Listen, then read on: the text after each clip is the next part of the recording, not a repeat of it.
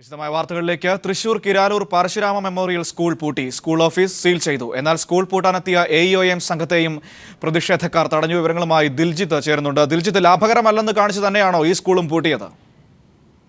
തീർച്ചയായും മനു, 2011 മുതലാണ് ഈ സ്കൂൾ പൂട്ടുന്നതിന് വേണ്ടിയുള്ള ശ്രമങ്ങൾ മാനേജ്മെന്റ് ആരംഭിച്ചിരുന്നത്.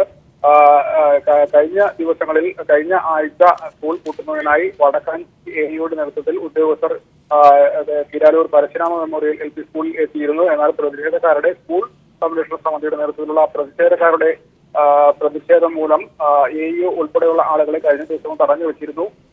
തുടർന്നാണ് ആ സമയത്ത് സ്കൂൾ പൂട്ടുന്നതിനുള്ള നീക്കങ്ങൾ നിർത്തിവെച്ചിരുന്നത്.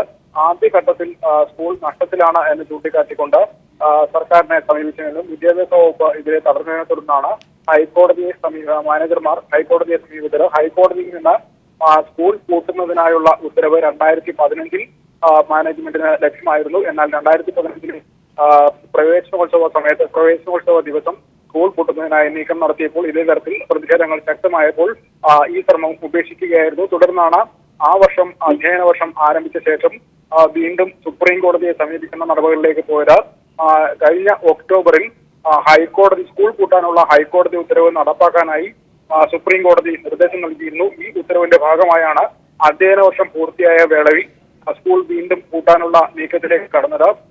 തുടർന്ന് കഴിഞ്ഞ ദിവസം നടന്ന സംഘർഷങ്ങളുടെ തുടർച്ചയായി ഇന്ന് പോലീസ് സംരക്ഷണത്തോടുകൂടി വടക്കാഞ്ചേരി AEO അടക്കമുള്ള ഉദ്യോഗസ്ഥർ സ്കൂളിലെത്തി സ്കൂൾ അടച്ചുപൂട്ടി സീൽ ചെയ്യുകയായിരുന്നു. ഇതിനിടെ AEO അടക്കമുള്ള ഉദ്യോഗസ്ഥരെ തടഞ്ഞുവെച്ച 4 പ്രതിഷേധക്കാർ ഇപ്പോൾ പിടിയിലായിട്ടുണ്ട്. ഏതായാലും ഇപ്പോൾ സ്കൂൾ സീൽ ചെയ്തിട്ടുണ്ട്.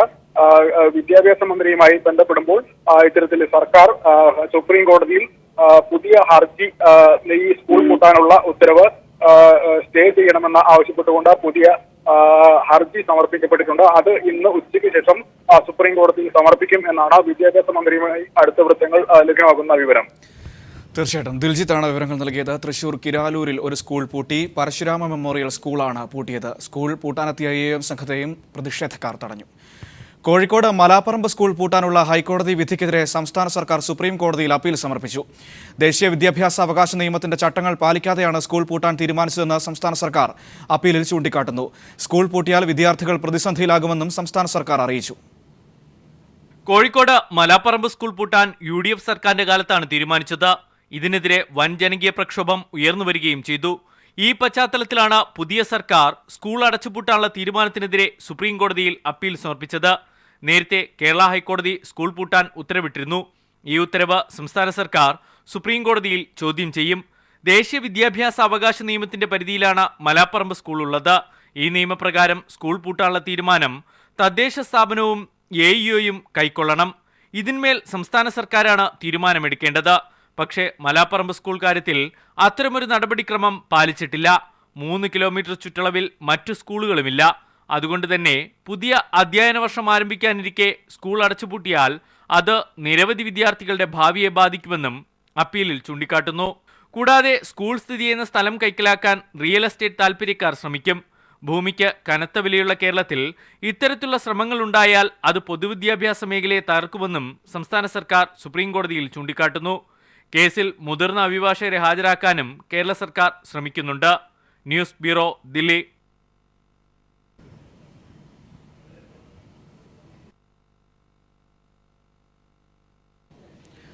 ജിഷ വധക്കേസിൽ CBI അന്വേഷണം ആവശ്യമില്ലെന്ന് ഹൈക്കോടതി. പുതിയ സംഘം അന്വേഷണവുമായി മുന്നോട്ട് പോകട്ടെയെന്നും കോടതി നിർദ്ദേശിച്ചു. അന്വേഷണ ഉദ്യോഗസ്ഥരെ തീരുമാനിക്കാൻ ജുഡീഷ്യറിക്കാകില്ലെന്നും ഹൈക്കോടതി നിരീക്ഷിച്ചു. ജിഷ വധക്കേസ് CBI അന്വേഷിക്കണമെന്നും അന്വേഷണ ചുമതല മുതിർന്ന വനിതാ ഉദ്യോഗസ്ഥയ്ക്ക് കൈമാറണമെന്നും പോസ്റ്റ്മോർട്ടം റിപ്പോർട്ടും ഫോറൻസിക് പരിശോധനാ ഫലങ്ങളും ലഭ്യമാക്കണമെന്നും ആവശ്യപ്പെട്ടുള്ള ഒരു കൂട്ടം ഹർജികളാണ് ആക്ടിംഗ് ചീഫ് ജസ്റ്റിസ് തോട്ടത്തിൽ B രാധാകൃഷ്ണൻ ഉൾപ്പെട്ട ഡിവിഷൻ ബെഞ്ച് പരിഗണിച്ചത്. CBI അന്വേഷണം ആവശ്യമില്ലെന്ന് വ്യക്തമാക്കിയ ഹൈക്കോടതി ADGP B സന്ധ്യയുടെ നേതൃത്വത്തിലുള്ള അന്വേഷണം തുടരണമെന്ന് നിർദ്ദേശിച്ചു. പോസ്റ്റ്മോർട്ടം റിപ്പോർട്ടും ഫോറൻസിക് പരിശോധനാ റിപ്പോർട്ടുകളും പൊതുജന മധ്യത്തിൽ ചർച്ചയ്ക്കായി വിട്ടു നൽകരുത് എന്ന് നിർദ്ദേശിച്ച കോടതി പീഡനത്തിന് ഇരയായി കൊല്ലപ്പെട്ട പെൺകുട്ടിയുടെ പേരും മറ്റു വിവരങ്ങളും വെളിപ്പെടുത്തിയത് ഉചിതമായില്ല എന്ന് അഭിപ്രായപ്പെട്ടു. ഇതുവരെ നടന്ന അന്വേഷണത്തിന്റെ വിശദാംശങ്ങളടങ്ങിയ 2 ഫയലുകൾ മുദ്രവെച്ച കവറിൽ മധ്യമേഖല IG മഹിപാൽ യാദവ് കോടതിയിൽ ഹാജരാക്കി. കഴിഞ്ഞ ദിവസത്തെ നിർദ്ദേശത്തെ തുടർന്നാണ് അന്വേഷണ പുരോഗതി റിപ്പോർട്ട് പോലീസ് സമർപ്പിച്ചത്. പോലീസിന്റെ അന്വേഷണത്തിൽ ഇടപെടാൻ ഉദ്ദേശിച്ചിട്ടില്ല എന്ന് വ്യക്തമാക്കിയ കോടതി IG സമർപ്പിച്ച രേഖകൾ പരിശോധിക്കാതെ മടക്കി നൽകി. കൊലപാതകത്തിന് മുമ്പ് ജിഷ തോപ്പുംപടി സ്റ്റേഷനിൽ നൽകിയ പരാതിയിൽ അന്വേഷണം ഉണ്ടാകാതിരുന്നത് ഗുരുതരമെന്ന് വിലയിരുത്തിയ കോടതി ഇക്കാര്യം പരിശോധിച്ച് നടപടിയെടുക്കണമെന്ന് ആവശ്യപ്പെട്ടു. ഇരയുടെ സ്വകാര്യതയ്ക്ക് പ്രാധാന്യം നൽകുന്ന അന്വേഷണമാകണം ഉണ്ടാകേണ്ടത് എന്നും കോടതി ചൂണ്ടിക്കാട്ടി. SC/ST പീഡന നിരോധന നിയമപ്രകാരം ആദ്യ അന്വേഷണ സംഘത്തിന് വീഴ്ച വന്നുവെന്ന ആക്ഷേപം സംബന്ധിച്ച് പരിശോധിക്കണമെന്നും കോടതി നിർദ്ദേശിച്ചു. ഹൈക്കോടതിയിൽ നിന്ന് നിയമകാര്യ ലേഖകൻ PP താജുദ്ദീനൊപ്പം സമീർ വഴങ്ങോട്.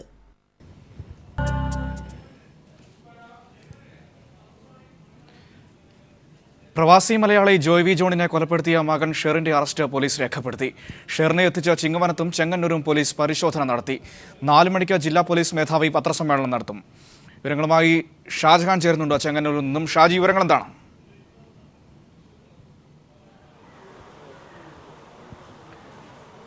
ഷാജി, കേൾക്കാമെങ്കിൽ. പ്രവാസി മലയാളി ജോയ് വി ജോണിനെ കൊലപ്പെടുത്തിയ മകൻ ഷെറിന്റെ അറസ്റ്റ് പോലീസ് രേഖപ്പെടുത്തിയിരിക്കുന്നു. ഷെറിനെ എത്തിച്ച ചിങ്ങവനത്തും ചെങ്ങന്നൂരും പോലീസ് പരിശോധന നടത്തി. 4 മണിക്ക് ഇതുമായി ബന്ധപ്പെട്ട ജില്ലാ പോലീസ് മേധാവി വാർത്താസമ്മേളനം നടത്തും എന്നാണ് അറിയാൻ കഴിയുന്നത്.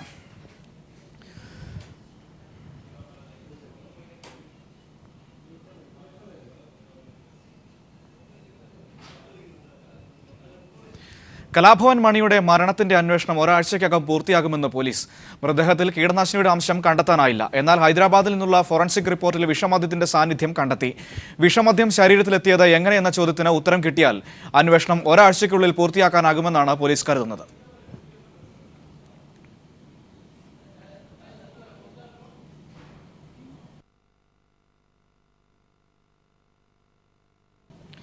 LNG പൈപ്പ് ലൈൻ സംബന്ധിച്ച് ധാരണയായി. 2 വർഷത്തിനകം പദ്ധതി പൂർത്തിയാക്കുമെന്ന് മുഖ്യമന്ത്രിക്ക് പെട്രോനെറ്റിന്റെ ഉറപ്പ് ലഭിച്ചു. അതേസമയം LNG പദ്ധതിയെ സംബന്ധിച്ച് പെട്രോനെറ്റ് MD-യോട് വിശദമായ റിപ്പോർട്ട് തേടിയിട്ടുണ്ടെന്ന് മുഖ്യമന്ത്രി പിണറായി വിജയൻ പറഞ്ഞു. പെട്രോനെറ്റ് ഉദ്യോഗസ്ഥരുമായിട്ടുള്ള കൂടിക്കാഴ്ചയ്ക്ക് ശേഷം മാധ്യമപ്രവർത്തകരോട് സംസാരിക്കുകയായിരുന്നു അദ്ദേഹം. വിശദമായിട്ട് സംസാരിക്കാൻ വേണ്ടി അടുത്ത ദിവസം വരുന്നു. നമ്മുടെ ഗ്യാസ് പൈപ്പ് ലൈനിൻ്റെ പ്രശ്നം തന്നെയാണ്. നമ്മുടെ താല്പര്യം നേരത്തെ പറഞ്ഞാണ്.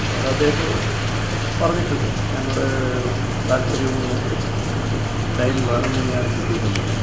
ചില വിശദാംശങ്ങൾ തരാൻ വേണ്ടി പറഞ്ഞിട്ടുണ്ട്. അത് അദ്ദേഹം കൊണ്ടുവരണം. ഓക്കെ. അതിരപ്പള്ളി പദ്ധതിയിൽ പൊതുചർച്ച വേണമെന്ന് പ്രതിപക്ഷ നേതാവ് രമേശ് ചെന്നിത്തല.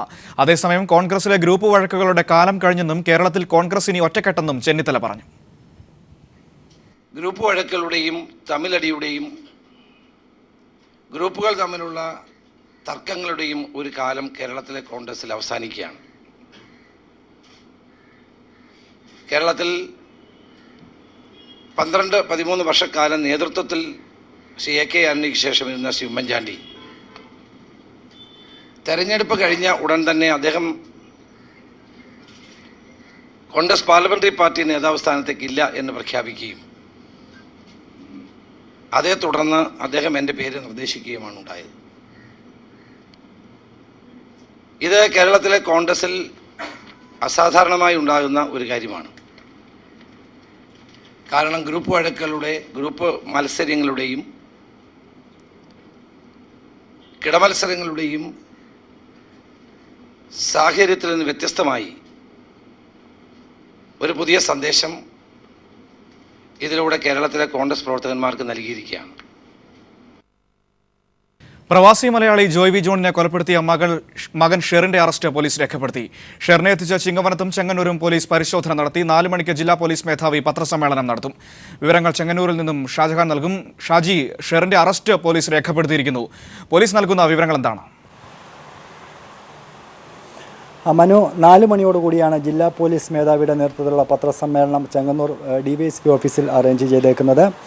ഇന്ന് ഉച്ചയ്ക്ക് ശേഷമാണ് പ്രതിയുടെ അറസ്റ്റ് പോലീസ് രേഖപ്പെടുത്തിയത്. കഴിഞ്ഞ ദിവസങ്ങളിലൊക്കെ തന്നെ ഷെറിനെ ചോദ്യം ചെയ്തുവെങ്കിലും കൃത്യമായ വിവരങ്ങളൊന്നും തന്നെ പോലീസിന് ലഭിച്ചിരുന്നില്ല. ഇന്ന് പുലർച്ചെ 2 മണിയോടുകൂടിയാണ് പോലീസിന് കൂടുതൽ വിവരങ്ങൾ ഷെറിൽ നിന്ന് ലഭിച്ചത്. ഇതിൻ്റെ അടിസ്ഥാനത്തിൽ നടത്തിയ പരിശോധനയിലാണ് കോട്ടയം ചിങ്ങവനത്തിൽ നിന്നും അതോടൊപ്പം തന്നെ ചങ്ങനാശ്ശേരിയിൽ നിന്നും കൊല്ലപ്പെട്ട ജോയ് ജോണിൻ്റെ മൃതദേഹത്തിൻ്റെ അവശിഷ്ടങ്ങൾ പോലീസിന് പോലീസിന് കിട്ടിയത്. നേരത്തെ മൃതദേഹങ്ങൾ കൊലപ്പെടുത്തിയ ശേഷം തീയിട്ട് നശിപ്പിച്ചു പുഴയിൽ തള്ളിയെന്നാണ് ഷെറിൻ പോലീസിന് നൽകിയ മൊഴിയിൽ പറഞ്ഞിരുന്നത്. എന്നാൽ ഇന്ന് പുലർച്ചയോടുകൂടി കൃത്യമായ വിവരങ്ങൾ പോലീസിന് ലഭിച്ചു. ഇതിൻ്റെ അടിസ്ഥാനത്തിൽ നടത്തിയ പരിശോധനയിലാണ് മൃതദേഹത്തിൻ്റെ അവശിഷ്ടങ്ങൾ കിട്ടിയത്. കൈയും കാലും പമ്പാ നദിയിൽ ഒഴുക്കിക്കളഞ്ഞുവെന്നാണ് പോലീസിന് മൊഴി നൽകിയിരിക്കുന്നത്. ഇതിൻ്റെ അടിസ്ഥാനത്തിൽ കഴിഞ്ഞ ദിവസം കൈയുടെ ഒരു ഭാഗം പോലീസിന് ലഭിച്ചിരുന്നു.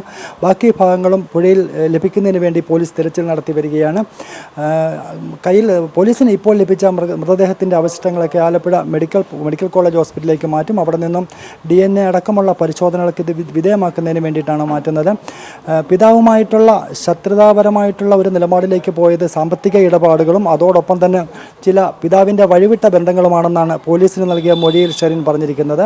ഇതുമായി ബന്ധപ്പെട്ട് കൂടുതൽ വിവരങ്ങൾ അല്പസമയത്തിനുള്ളിൽ തന്നെ ചെങ്ങന്നൂർ DYSP ഓഫീസിൽ നിന്ന് ജില്ലാ പോലീസ് മേധാവി നൽകും. ഇതോടൊപ്പം തന്നെ പ്രതിയെയും ഇവിടെ ഹാജരാക്കും. മനു, തീർച്ചയായിട്ടും ഷാജഹാനാണ് ചെങ്ങന്നൂരിൽ നിന്നും വിവരങ്ങൾ നൽകിയത്.